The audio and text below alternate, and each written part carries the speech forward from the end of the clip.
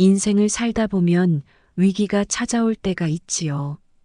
그 위기는 사람마다 다르겠지만 위기를 겪게 된다면 정말 큰 고통이 뒤따를 때가 있어요.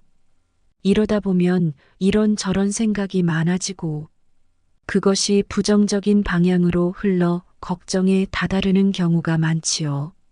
하지만 걱정을 해도 소용이 없는 경우가 많다는 결론에 다다르는데요.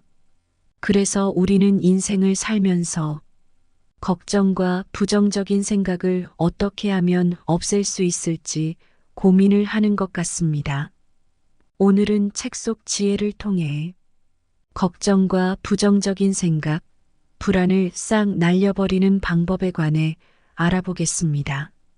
쉽게 와닿는 부분도 많아서 들으시는 동안 모든 걱정이 사라지고 편안한 시간이 되길 바라겠습니다.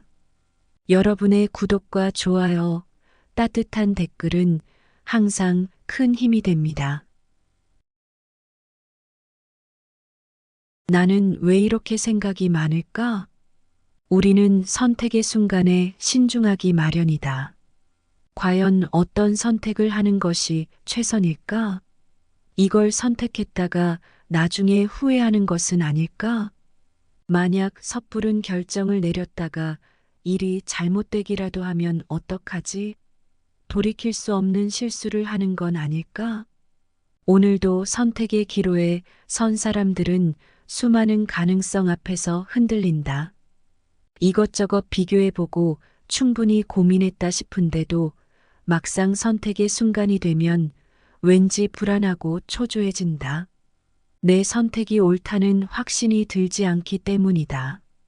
게다가 불확실성이 커진 시대는 선택을 더욱 어렵게 만든다. 원래 불확실한 것은 우리의 호기심을 자극하고 그것을 탐구하고자 하는 모험심과 도전 정신을 자극한다.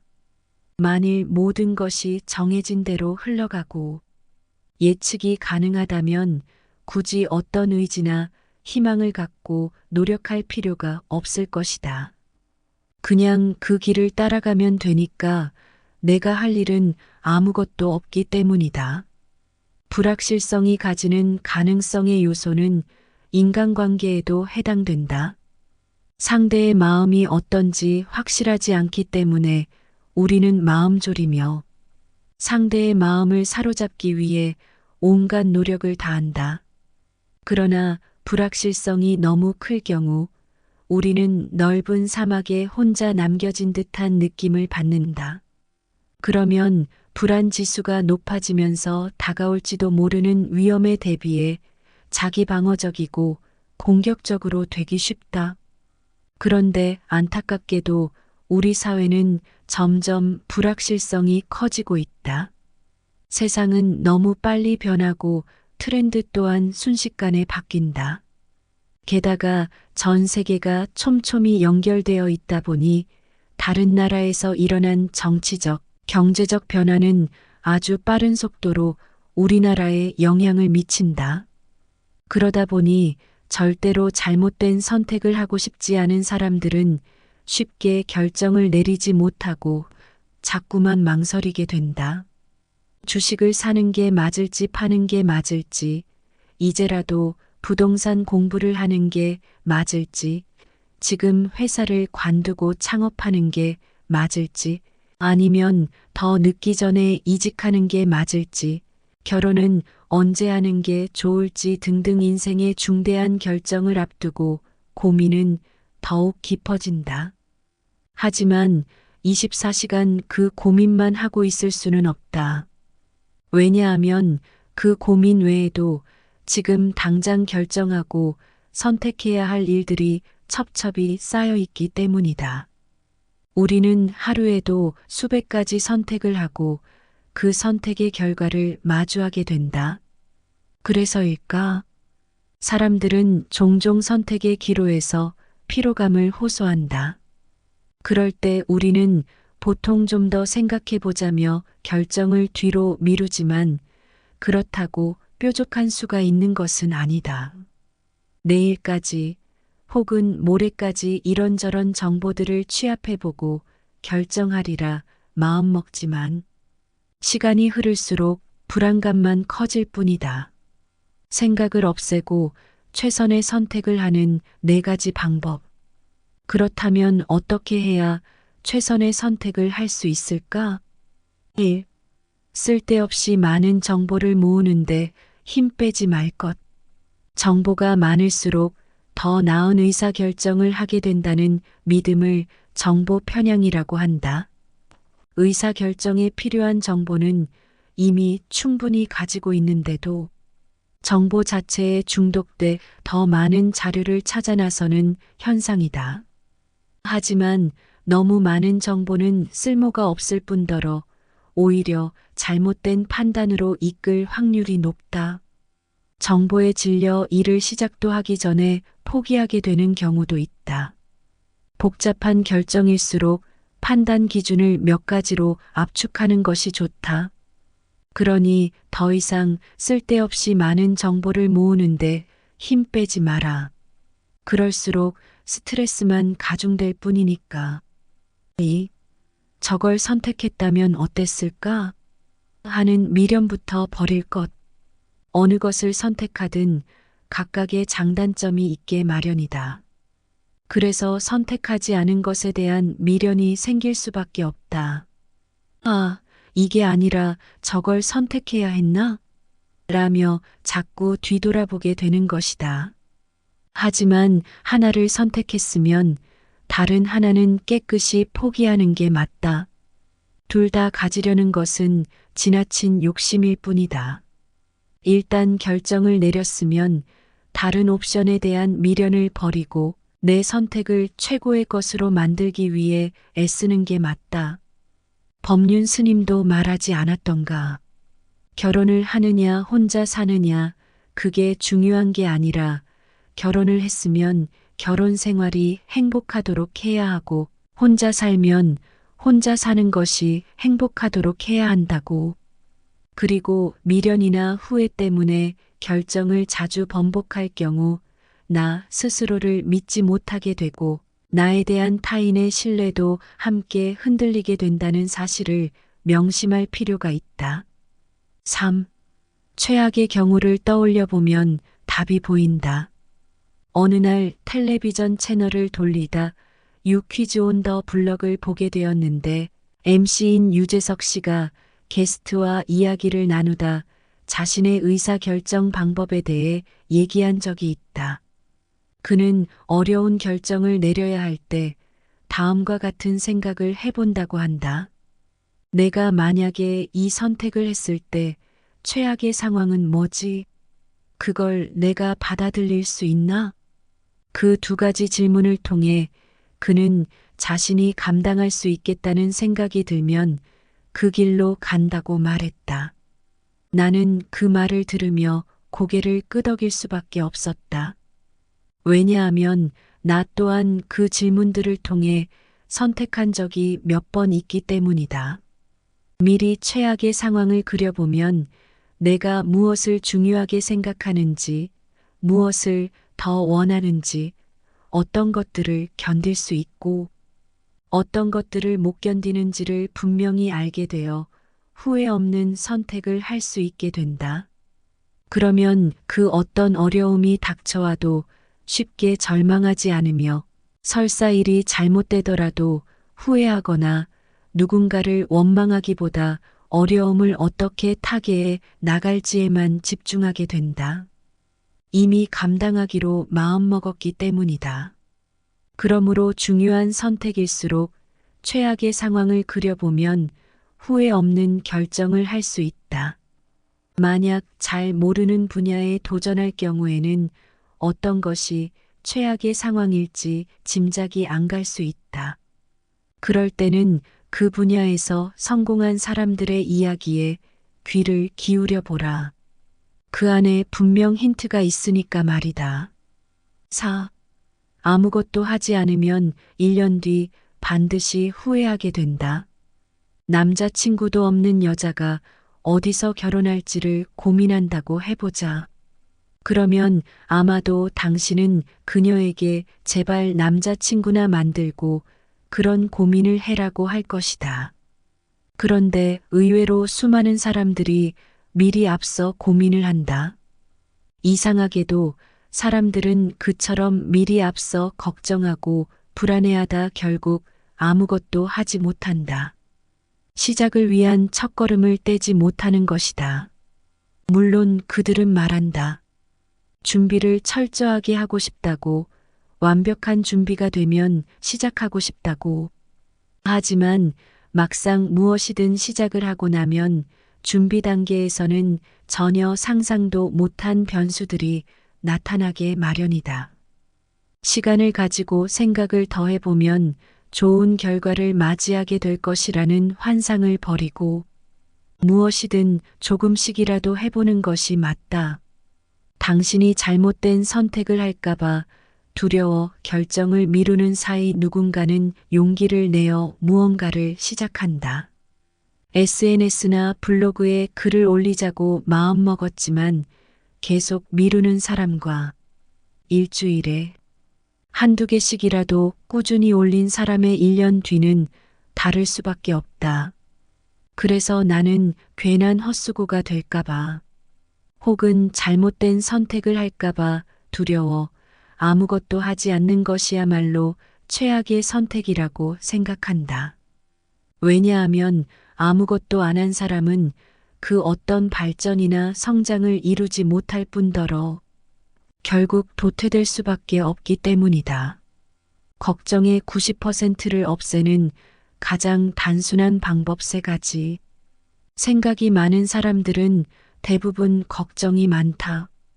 생각을 오래 하게 되면 그것이 부정적인 방향으로 흐를 가능성이 커지는데 그 대표적인 증상이 바로 걱정이 많아지는 것이다. 만약 그 일이 일어나면 어떡하지?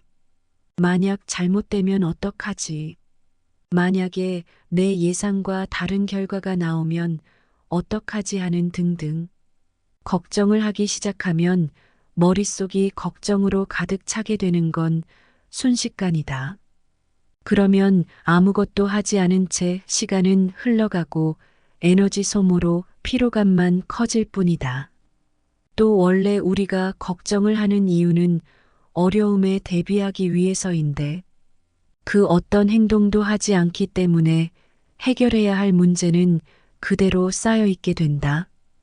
이처럼 걱정이 많은 이들에게 잘 될 거야, 별일 아니야, 괜찮을 거야 라는 말은 전혀 위로가 되지 않는다. 왜냐하면 그들은 당장이라도 걱정하는 일이 일어나 자신을 덮칠 것만 같은 불안의 상태이기 때문이다.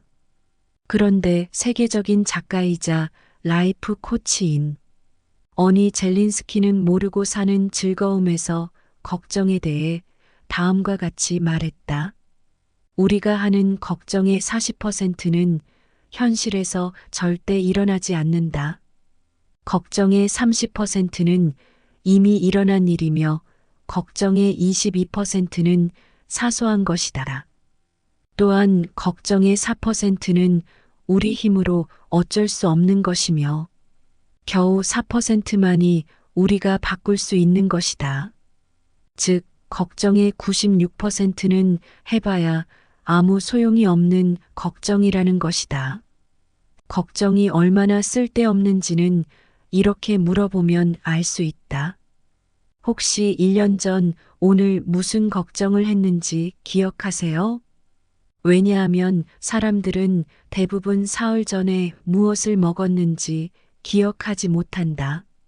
사람들은 단 한 달만 지나도 기억한 내용의 80% 가까이를 잊어버린다. 사람은 그만큼 쉽게 잊어버리는 망각의 동물이다. 그러므로 지금은 심각하게 걱정하고 있더라도 1년 뒤에 돌이켜보면 무슨 걱정을 했는지조차 잊어버릴 수 있다. 그렇다면 쓸데없는 걱정으로 인생을 낭비하지 않기 위해서는 어떻게 해야 할까? 일 통제 불가능한 것과 가능한 것부터 구분할 것. 쓸데없는 걱정인지 아니면 지금 해야 할 걱정인지 판단하기 어렵다면 내가 그것을 통제할 수 있는가라는 질문을 스스로에게 던져보라. 내가 그 문제에 대해 대처할 수 있는 게 없다면 그것은 아직 일어나지 않은 일이거나 내가 통제할 수 없는 문제일 가능성이 높다. 이를테면 가족들이 갑작스럽게 병에 걸리면 어쩌지라는 걱정은 지금 해봐야 아무 소용이 없다. 아직 일어나지 않은 일이기에 내가 할 수 있는 것이 없기 때문이다. 그러므로 그런 걱정은 지금 당장 과감히 쓰레기통에 버리는 게 맞다. 이 불안은 당신이 허락하지 않는 한 당신을 결코 해치지 못한다. 누구나 살다 보면 불안을 느낄 때가 있다. 그리고 불안은 보통 어느 정도까지 점점 강해지다. 시간이 지나면 스스로 사그라지게 마련이다.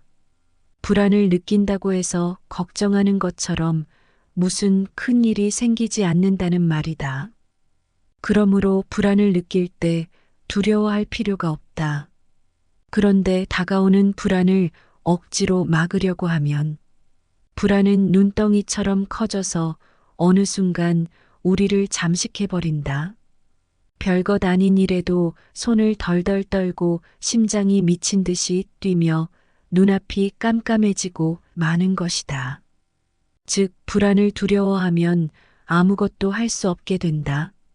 만약 겁에 질려 도망쳐버리면 그 상황을 생각할 때마다 두려웠던 순간이 떠올라서 다음번엔 그 상황으로 발을 들여놓기가 더 힘들어진다. 그러므로 불안을 극복하고 싶다면 불안을 회피하는 대신 불안과 마주할 수 있어야 한다. 이때 중요한 것은 아직 아무 일도 일어나지 않았다는 것이다. 이와 관련해 심리학자인 아들러는 불안은 회피하고 싶은 마음이 만들어낸 거짓 감정이라고 얘기했다. 즉, 일이나 대인관계처럼 살아가는데 피할 수 없는 과제를 인생의 과제라고 봤을 때 그것을 감당하기 어려워 회피하고 싶은 마음이 바로 불안이라는 것이다. 그런데 알고 보면 인생의 과제라는 것도 우리가 주변과 세상에 인정받기 위해 스스로 만들어낸 것일 뿐이다. 숙제를 낸 것도 숙제를 하지 못할까봐 불안해하는 것도 우리 자신인 셈이다. 그러므로 불안한 마음이 드는 것을 너무 두려워하지 말라. 불안은 잠시 머물다 사라질 감정일 뿐이다. 그럼에도 불안을 마주할 용기가 나지 않는다면 불안이 찾아왔을 때 괜찮아, 아직 아무 일도 일어나지 않았어라고 스스로를 다독이는 것도 좋은 방법이다. 지금 당장 무엇인가를 할 것. 자기 개발 분야의 선구자인 데일 카네기는 어느 순간 모든 인생 문제의 주원인이 걱정임을 깨달았다고 한다. 왜냐하면 많은 사람이 쓸데없는 걱정을 하느라 소중한 인생을 낭비한다는 사실을 알게 됐고, 걱정 때문에 목숨을 잃는 사람도 봤기 때문이다. 그래서 그는 걱정을 줄일 방법들과 노하우들을 모아 데일 카네기의 자기 관리론을 펴내며 다음과 같이 말했다. 목표에 다가서지 못하고 계속 같은 자리에서 맴돌며 한 걸음도 나가지 못한다면 누구나 신경쇠약에 걸리고 지옥 같은 삶을 살게 될 것입니다. 저는 명확하고 확고한 결정을 내리는 순간 걱정의 50%는 사라진다는 사실을 알게 됐습니다. 40%는 결정을 실천에 옮길 때 사라지더군요. 결국 저는 다음 4단계를 밟아 걱정의 90%를 사라지게 만들 수 있었죠. 1. 내가 걱정하는 문제를 정확하게 써본다. 2. 내가 무슨 일을 할 수 있는지 써본다. 3. 무엇을 할지 결정한다. 4. 결정한 대로 즉시 실행한다. 그러므로 걱정을 끊어내고 싶다면 지금 당장 그 문제에 어떻게 대처할지 결정하고 그것을 실행에 옮겨보라. 중요한 것은 무엇인가를 하는 데에 있다. 그러면 문제 해결에 집중하게 되기 때문에 어느 순간 걱정이 사라지게 된다. 아마존 창립자 제프 베조스도 뭔가 일이 터져서 난감한 상황이 되면 일단 전화부터 한다고 한다. 그럴 때 전화의 내용은 그다지 중요하지 않다. 그저 전화를 하고 있다는 사실 자체가 도망가지 않고 문제를 하기 위해 무언가를 하고 있음을 의미하기 때문에 심리적인 안정감을 되찾을 수 있게 된다. 감정 기복이 심한 사람들이 흔히 하는 착각. 요즘 사람들을 만나면 자주 듣는 이야기다. 감정 기복이 심하다는 말을 그렇게 표현하는 것이다. 이런 사람들은 기분이 좋다가도 금세 나빠지는 등 변덕이 죽을 듯하고 조그만 일에도 기분이 금방 울적해지며 짜증이 난다고 한다. 어제까지만 해도 즐거웠던 일이 오늘은 즐겁지 않고 남이 자신을 조금만 칭찬해줘도 기분이 날아갈 것 같이 좋아진다고도 했다.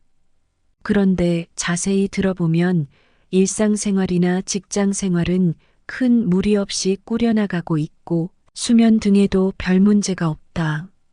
그러면 나는 이렇게 대답한다. 감정이 당신에게 뭔가 하고 싶은 말이 있나 보네요. 인간은 감정의 동물이다. 나의 겉을 감싸고 있는 것이 이성이라면 안을 채우고 있는 것은 감정이다. 문제는 이성은 내 말을 듣지만 감정이란 놈은 도대체 말을 듣지 않는다는 것이다. 감정은 제멋대로 하기를 좋아한다. 또한 어려서부터 지나친 통제 속에서 살아온 사람은 통제받는 것에 대해 극도의 거부감과 분노를 느낀다. 그들은 자신이 감정에 의해 좌지우지되는 것을 견디지 못한다. 그래서 그 어떤 감정이든 억압하기 위해 애쓰거나 자신이 조울증에 걸린 것은 아닐까 불안해한다. 감정은 우리의 삶에서 음악과도 같은 것이다. 그것은 우리의 내적 세계와 외부 세계가 만나서 이루는 일종의 합창이다. 따라서 감정은 두려워할 것이 아니라 즐겨야 할 인간만이 가질 수 있는 신의 선물이다. 그러므로 감정 기복이 심해서 고생하고 있다면 그 감정이 내는 소리에 가만히 귀 기울여 보라. 그것은 마음에 어떤 갈등이 있다는 신호이므로 그 원인을 알게 되면 문제를 해결할 힘을 얻어 감정 기복에 시달리지 않게 될 것이다. 그러니 감정은 항상 평온해야 정상이며 평온하지 않으면 비정상이라는 착각에서 이제 그만 빠져나와 어떤 감정이든 온몸으로 느껴보라. 모든 감정은 옳으니까. 화를 다스리는 가장 좋은 방법 6가지. 고대 스토어 철학의 대가 세네카는 화에 대하여 분노야말로 가장 파괴적인 감정이며 분노만큼 인류의 희생을 초래한 역병은 결코 없다고 단언했다. 그는 더 나아가 분노를 순간의 광기라고 일괄하며 다음과 같이 말했다. 타인과의 싸움에서 그에게 고통을 가하고 그를 벌하면서 피를 보고 말겠다는 비인간적인 욕구로 감정이 겹쳐졌을 때 화는 그 상대방을 해할 수만 있으면 다른 그 무엇도 신경 쓰지 않는다. 화는 그 과정에서 스스로에게 겨누어진 비수의 칼끝을 향해 덤벼들며 앙가품하는 당사자의 자신마저 나락으로 떨어질지라도 철저한 복수를 갈망한다. 그래서 세네카는 살면서 분노를 다스리는 법을 배우는 것이 굉장히 중요하다고 강조했다. 다행히 대부분의 사람들은 화를 참지 못해 상대방뿐만 아니라 자신까지 파괴하는 최악의 결말을 원치 않기에 되도록 화를 내지 않으려 애쓴다. 이때 화가 나는 것과 화를 내는 것은 다른 문제다. 화가 나는 것은 지극히 자연스러운 일이며 어찌할 수 없는 감정이다. 그런데 그 화를 참을지 아니면 상대방에게 화를 낼지, 그것은 전적으로 우리의 선택에 달려 있다. 하지만 그 선택은 결코 쉽지 않다. 왜냐하면 어떤 사람은 화를 너무 억눌러서 문제가 생기고, 또 어떤 사람은 화를 심하게 내서 문제를 만들기도 한다. 그래서 고대의 철학자 아리스토텔레스는 누구든지 화를 낼 수 있다. 그것은 쉬운 일이다. 그러나 올바른 대상에게 올바른 정도로 올바른 시간에 올바른 목적으로 올바른 방식으로 화를 내는 것은 쉬운 일이 아니다라고 말하기도 했다. 일화가 날 때는 먼저 숫자부터 세어라. 화가 나면 그 감정을 인정하되 즉각적인 반응을 하지 않는 것이 중요하다. 화가 나 참을 수 없는 상태가 되면 흥분해서 이성을 잃어버리게 된다. 그러면 아무 말이나 내뱉게 되고 그러면 돌아서서 반드시 후회하게 마련이다. 왜냐하면 분노 표출은 상대방에게 가장 뼈아픈 상처를 주는 것을 목적으로 하기 때문이다. 그러니 화가 치밀어 오를 때에는 일단 속으로 하나부터 10까지 세어보라. 숫자를 세는 동안 흥분을 조금이나마 가라앉히게 되고 끓어오르는 분노 때문에 잠시 잃어버렸던 이성도 되찾게 될 것이다. 그러면 나중에 후회하게 될 말이나 행동을 미연에 방지할 수 있다. 이 타인에 대한 최소한의 예의는 지켜야 한다. 눈 돌리면 화가 나는 것 투성이다. 왜냐하면 세상에는 이해할 수 없는 사람들이 너무 많기 때문이다. 복잡한 출근길 오늘도 누군가가 나의 어깨를 치고 간다. 그런데 왜 미안하다는 말 한마디가 없을까? 부글부글 끓어오르는 마음을 가라앉히고 일에 집중하려는데 오늘따라 시비를 거는 사람은 왜 이렇게 많은지. 후배들의 실적을 가로채기로 유명한 서과장, 주식하느라 일은 뒷전인 김대리 사이에서 하루 종일 일을 하다 보면 파김치가 되어버린다. 신경 끄고 내일이나 하자 싶다가도 불쑥 화가 치밀어 오른다. 어쩜 사람들이 하나같이 이기적이고 뻔뻔할까? 왜 저러고 사는지 당체 이해가 가지 않는다. 사람은 누구나 자기 기준을 가지고 말하고 행동하며 그것이 옳다고 생각한다. 그래서 한편으로는 타인을 이해하려고 노력하지만 다른 한편으로는 내 기준과 너무 다를 때에는 마음에 안 들어 화가 나는 게 사실이다. 그럴 때는 누구에게나 각자 자기만의 기준이 있음을 다시 한번 떠올릴 필요가 있다. 설령 내 마음에 들지 않는다 해도 상대방이 틀린 것은 아니다. 그저 나와 삶의 기준이 다를 뿐이다. 또 누구도 100% 올바른 기준을 가지고 살지는 않는다. 즉, 언제든지 나도 틀릴 수 있다. 그러므로 아무리 이해가 안 된다 하더라도 내 기준을 다른 사람에게 일방적으로 강요하며 화를 내거나 그에게 모욕을 주어서는 안 된다. 그것이 타인에 대한 최소한의 예의다. 당신이 화낸 이유는 사실 두렵기 때문이다. 사람들은 자신의 약한 부분을 숨기고 싶어 한다. 그래서 열등감이나 수치심을 느끼면 오히려 벌컥 화를 내므로써 그러한 감정을 숨기려 하기도 한다. 크게 상처받았을 때도 거절당할까봐 무서울 때도 창피함을 느낄 때에도 그저 뭔가가 잘못될 것 같은 두려움을 느낄 뿐이다. 그래서 두려움을 감추기 위해 불같이 화를 내며 남을 공격한다. 그러므로 화가 난다면 정말 화가 난 것인지 아니면 그 뒤에 다른 감정이 숨어 있는지부터 살펴야 한다. 화를 내는 것과 무엇인가가 두렵다고 말하는 것은 분명 다르니까 말이다. 사화가 났을 때에는 어떠한 결심도 행동도 하지 마라. 몽골 제국을 이끈 징기스칸. 그는 어느 날 혼자 사냥에 나섰다. 그러다 목이 말라 시냇물을 찾아 헤맨 끝에 바위를 타고 흘러내리는 작은 물줄기를 찾아냈다. 그는 잔을 꺼내 물을 받았다.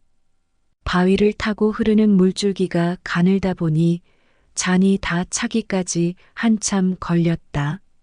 마침내 물이 가득 차자 그는 얼른 잔에 입을 댔다. 그 순간 사냥매가 잔을 낚아채 갔고 그 바람에 잔에 담긴 물이 모두 땅에 쏟아지고 말았다. 그는 화가 났지만 워낙 애지중지하는 사냥매였고 매도 목이 말라 그랬을 거라 추측하며 다시 물을 받기 시작했다. 그런데 잔이 찼을 때 또다시 달려들어 잔을 낚아채 가는 것이 아닌가. 그는 더 이상 참지 못하고 매를 단칼에 베어버리고 말았다. 그런데 잠시 후 물이 흘러내리는 바위 위로 올라간 그는 놀라운 광경을 보게 되었다. 독성이 강한 독사가 죽어 불구덩이에 빠져 있었던 것이다. 만약 그가 그 물을 마셨더라면 죽음을 면치 못했을 것이었다. 그는 죽은 사냥매를 품에 안고 막사로 돌아와 이렇게 말했다. 오늘 나는 큰 교훈을 얻었다. 화가 났을 때에는 아무것도 결정하지 말아야 한다. 그리고 화가 났을 때에는 성급히 아무 일도 하지 말아야 한다. 사냥매는 주인을 살리기 위해 물잔을 낚아챘지만 그 사실을 몰랐던 징기스칸은 화가 나서 매를 죽이고 말았다. 이렇듯 어떤 일이 벌어졌을 때 피치 못할 사정이나 그럴 만한 이유가 있을 수 있다. 하지만 화는 이성을 마비시켜 판단력을 사라지게 만든다. 그래서 어떤 사람들은 홧김에 이혼을 하고 홧김에 살인을 저지르기도 한다. 그러므로 화가 났을 때에는 어떠한 결심도 행동도 하지 마라.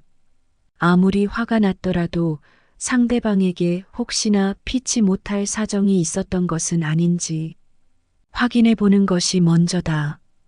그리고 중요한 결정은 화가 가라앉고 이성을 회복한 후에 해도 늦지 않다. 철학자 발타자르 그라시안도 누누이 당부한 바 있다. 화가 났을 때에는 아무 일도 하지 말라고. 하는 일마다 잘못될 것이라고. 오화내는 것을 내일로 미루어 보라. 체코에는 내일로 미뤄야 할 유일한 것은 분노다라는 속담이 있다. 화에 대한 최고의 대책은 바로 화를 늦추는 것이다. 화는 오래 버티는 단단함이 없으며 단지 화르르 타오르는 처음에 격렬함에 편승할 뿐이다. 그러니 정말 머리끝까지 화가 날 때에는 차라리 입을 다물어 버려라. 무엇이 잘못되었는지는 서로의 화가 가라앉은 후에 차근차근 따져보면 될 일이다. 그리고 될 수 있으면 화내는 것을 최대한 늦추어 보라. 화내는 것을 내일로 미루는 순간 알게 될 것이다. 당신의 화는 이미 누그러지기 시작했다는 것을. 6인생에서 사람보다 소중한 것은 없다. 화가 나서 상대방이 아주 의도적으로 나에게 상처를 줬다고 생각하기 쉽다. 그러나 그러한 경우는 생각보다 그리 많지 않다. 상대방은 그저 이기적이거나 약간 생각이 부족했을 뿐이다. 또 별 상관도 없는 사람이라면 애초에 화가 나지도 않았을 것이다. 화가 난다는 것은 상대방이 어느 정도 당신에게 소중한 사람이라는 뜻이다. 그러므로 아무리 화가 나더라도 관계가 깨질 말은 삼가하라. 이를테면 상대방의 치명적인 약점이나 창피하게 여기는 부분을 절대 건드려서는 안 된다. 또한 부모나 집안을 언급하며 자존심에 상처를 주어서도 안 된다. 상대방이 왜 나를 화나게 만들었는지 생각해보고 화가 난 이유를 그에게 납득시켰다면 그것으로 된 것이다. 그러니 아무리 화가 나더라도 인생에서 사람보다 소중한 것은 없다는 사실을 잊지 마라. 오늘 들어보신 이야기 어떠셨나요? 사실 살다 보면 걱정이 아예 없을 수도, 화가 전혀 안 날 수도 없을 텐데요. 무심코 많은 걱정을 하거나 화를 내고도 후회하는 경우가 종종 있지요. 그래서 오늘 이야기를 통해 문득 감정이 울컥할 때 어떻게 대처하면 좋을지 알 수 있어 좋았습니다. 여러분에게도 좋은 시간이 되셨다면 정말 기쁠 것 같아요. 지금까지 인생길잡이였습니다. 구독과 좋아요, 따뜻한 댓글은 항상 큰 힘이 됩니다. 오늘도 감사합니다.